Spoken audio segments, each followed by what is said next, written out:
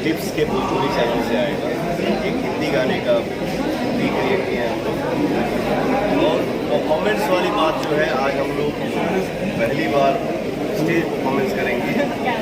और एक बात मैं बता दूं, एज ए आर्टिस्ट, एक कलाकार के लिए, आकांक्षा जी के साथ जब हम पहली बार काम किए तो मुझे एक पैसा फील नहीं हुआ कि हम नए आर्टिस्ट के साथ काम कर रहे हैं।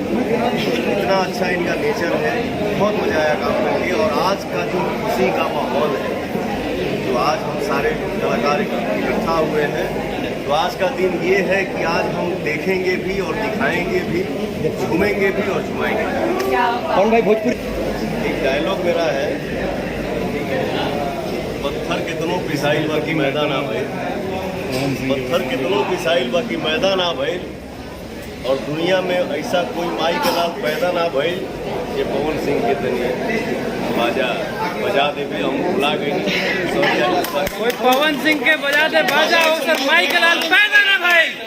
देखिए, हमारे ऑडियंस जो हमारे लिए भगवान है, इतना प्यार करते हैं कि हम भूल गए हैं, लेकिन हमारे भाई सब याद दिला दिए। पत्थर कितनों पिसाइल बाकी मैदान ना भाई, पवन सिंह के कोई बजा दे बाजा हो सर, माई के लाल पैदा ना भइल। कोई बाजा ऐसा कोई माई के लाल पैदा ना। Yes yes, love you king.